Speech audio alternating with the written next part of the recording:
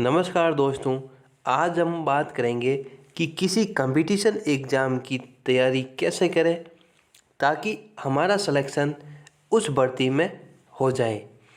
तैयारी तो सारे बच्चे करते हैं पर सिलेक्शन तो कुछ बच्चों का ही होता है। तो आज हम बात करेंगे कि आपको किस प्रकार तैयारी करनी है ताकि हमारा पेपर आसानी से पास हो जाए। तो पहले हम मानते हैं कि कोई 100 नंबर का एग्ज़ाम है। कितने नंबर का? 100 नंबर का एग्ज़ाम है और उसमें से क्या हुआ था कि 100 में से जो फाइनल कट ऑफ रही वो रही थी 80 नंबर। कितने नंबर? 80 नंबर। और हमारे कितने नंबर आए? 78। कितने? 78 या 79 या 77 ये नंबर आए थे हमारे और हमारा सिलेक्शन नहीं हुआ। हम 1 नंबर 2 नंबर या 3 नंबर से रह गए हैं। और हम क्यों रहे हैं?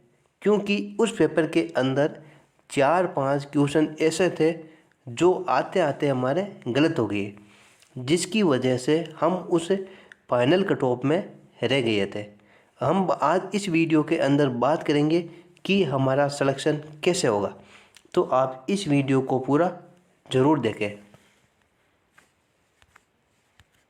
तो हम इस पेपर के अंदर हमारे जो 78 79 नंबर आए थे वे क्यों आए थे? क्योंकि इस पेपर के अंदर हमें डर लग रहा था। हमें डर था कि हमारा पहले तो हमें ये डर था कि हमारा सिलेक्शन होगा या नहीं होगा, जिसकी वजह से हम इस पेपर के अंदर 1-2 नंबर से रह चुके हैं। तो अब हमारी क्या प्लानिंग रहेगी वो हम इस वीडियो के अंदर करेंगे।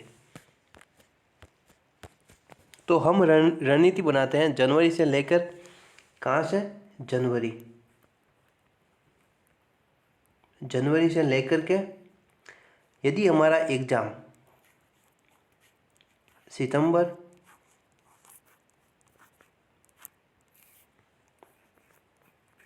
अक्टूबर, नवंबर या दिसंबर, यदि जनवरी के अंदर जनवरी से लेकर के सितंबर, अक्टूबर और नवंबर दिसंबर में एग्ज़ाम है तो हमें किस प्रकार तैयारी करनी है। तो हम पहले क्या करते हैं, किसी भी कोचिंग से पहला हमारा क्या काम है कि आप किसी भी कोचिंग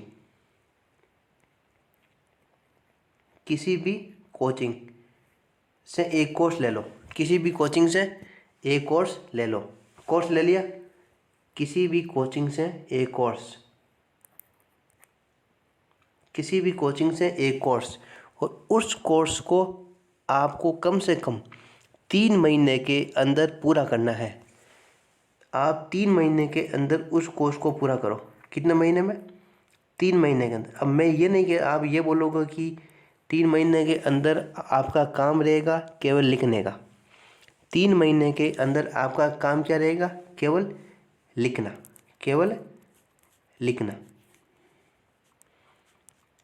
लिखना। तो आपको ये समझ में आ जाएगा कि कौन कौन से टॉपिक है और टॉपिक के अंदर क्या क्या टॉपिक है, तो आपको ये समझ में आ जाएगा। तो पहले के 3 महीनों के अंदर आपका काम रहेगा केवल लिखने का। तो अब आपने क्या हुआ था कि 3 महीने आपने पूरे नोट्स बना लिए। अब आपको क्या करना है? फ़ोन को कम कर दो। फ़ोन को कम कर दो। फ़ोन को साइड में रख दो। फ़ोन को अब क्या करना है? फ़ोन का यूज भी नहीं करना है। अब आपको 3 महीने तो ये हो गई, अब आपको 4 महीनों तक केवल नोट्स रटने हैं। क्या करना है? जो भी आपके पास टाइम है 4 महीने का या 4 महीने का मानता हूँ मैं कि 4 महीनों तक आपको केवल नोट्स को रटना है। क्या करना है? केवल नोट्स को रट लो। केवल नोट्स, मैं बोल रहा हूँ कि केवल नोट्स को रट लो। नोट्स को इस प्रकार तैयार कर लो कि यदि एग्ज़ाम के अंदर आपके नोट्स में से क्वेश्चन आ जाए किस प्रकार का भी, तो आपके गलत नहीं होना चाहिए। आप 4-5 बार नोट्स को ऐसे रट लो कि मानो कि किस प्रकार का भी क्वेश्चन आ जाए नोट्स है तो आपके गलत नहीं होना चाहिए। तो आप 100 में से 80 बच्चों से आगे चल रहे हो अभी। तो ये था हमारा नोट्स कि नोट्स को रटना है। अब नोट्स के अलावा किसी भी बुक है, किताब है, जो मतलब बुक्स से होती हैं जो बाज़ार में गाइड मिलती है, उस गाइडों को हाथ भी नहीं लगाना है। उस गाइडों की थ्योरी आपको नहीं पढ़नी है। तो आपको केवल 4 महीनों तक, 3 महीने क्या किया था आपने, 3 महीने आपने बनाए थे नोट्स, 4 महीनों तक आपने याद किया था, आपने केवल नोट्स को रटा है। तो आपके हो गए टोटल 7 मंथ्स। 7 मंथ्स के अंदर आपको रेगुलर तैयारी रखनी है ताकि आपको एकदम कंटेक्स्ट नोट याद हो जाए। तो आप सबसे ज़्यादा यही गलती करते हो कि आप ये जो आप गाइड ले आते हो, 5-6 गाइड ले आते हो, किसी भी प्रकार की गाइड मिलती है वो लेकर आ जाते हो और आप ना तो नोट्स पढ़ते हो ना उन गाइडों को पढ़ते हो। आप नोट्स को एक बार पढ़ लिया, एक बार गाइडों को पढ़ लिया, नहीं, ऐसा नहीं करना है।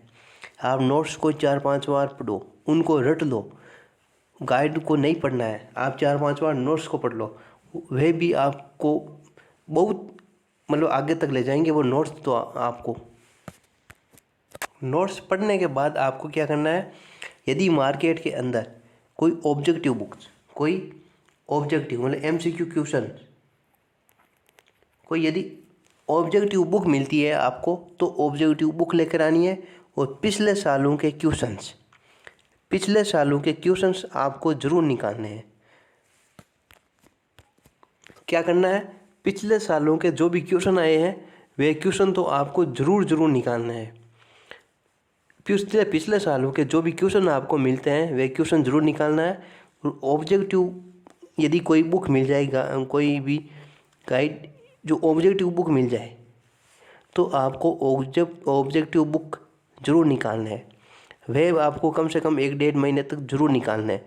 यदि उसके बाद में आपको 1 महीने का टाइम बचा के रखना है, कितने महीने का, 1 महीने का टाइम आपको ज़रूर बचा के रखना है। उस 1 महीने के टाइम के अंदर आपको क्या करना है, उस 1 महीने के टाइम के अंदर आपको करना है कि माना कि कोई 150 नंबर का पेपर होता है और वह आपका पेपर OMR शीट पर लगता है। OMR कि जो आपका पेपर है वह ऑनलाइन नहीं लगता है, वह OMR शीट पर पेपर लगता है। तो आपको कम से कम 30 पेपर OMR शीट पर, जैसे एग्ज़ाम में, जैसे वहाँ एग्ज़ाम हॉल में होते हैं वैसे आपको टाइम के अनुसार पेपर करना है। आपको कितने पेपर करने हैं, कम से कम 30 पेपर। तो आपको जैसे एग्ज़ाम हॉल में होते हैं ना, जैसे एग्ज़ाम हॉल में वैसे आपको 30 पेपर आपके घर पर बैठे बैठे या कमरे में बैठे बैठे वैसे आपको करना है टाइम के अनुसार। 150 तो 150 मिनट, और वो भी OMR शीट पर करना है। ये नहीं कि आप कोई भी ऑनलाइन ले लेते हो और फ़ोन के अंदर ही आप करते हो, वे काम नहीं करता है। क्योंकि आप कोई भी किसी भी कोचिंग का, यदि कोई भी किसी भी कोचिंग का आप कोई सीरीज़ ले रहे हो या कोई टेस्ट सीरीज ले रहे हो तो आप क्या करते हो, फ़ोन के अंदर ही आप वो मतलब गोले भरते हो, जिसके अनुसार आपका टाइम बहुत बच जाता है। आपका टाइम क्या होता है, बहुत टाइम बचता है। तो आपको ऐसा लगता है कि हम इस पेपर को आसानी से पार कर लेंगे, पर यदि आप उस पेपर को OMR शीट पर देकर देखो तो आपको पता चलेगा कि आपका टाइम कितना बचता है। ऑनलाइन वाले में क्या होता है कि वो मतलब क्लिक दबाया हो गया पढ़ने की, लेकिन OMR शीट में हमें वो गोला पढ़ना पड़ता है। तो आप ऑनलाइन टेस्ट देखकर ये मत समझना कि हमारा पेपर कंप्लीट हो जाएगा, नहीं, ऐसा कभी नहीं होता है। यदि आप लगातार 30 टेस्ट, यदि आप लगातार 30 OMR शीट पर पेपर दे देते हो तो आपका जो मन में डर है कि मेरा सिलेक्शन होगा या नहीं होगा, मेरा सिलेक्शन होगा या नहीं होता, वो डर आपका मिट जाएगा। और वह डर एग्ज़ाम हॉल में यदि डर मिट गया तो आप ये मानो कि आपके जो क्वेश्चन आते हैं वो तो राइट होंगे ही होंगे, पर जो आपको क्वेश्चन गलत है, जो आपको ऐसा लगता है कि ये प्रश्न गलत होगा, नहीं, वो भी आपका प्रश्न राइट होगा। जो आपको आते हैं वो तो सही होंगे, पर आपको ऐसा लगता है कि ये प्रश्न मेरा गलत होगा, नहीं, वो भी आपका प्रश्न सही होगा, क्योंकि आपके अंदर विश्वास है कि मैंने 30 पेपर दे चुका हूँ और ये मेरा 31वां पेपर है।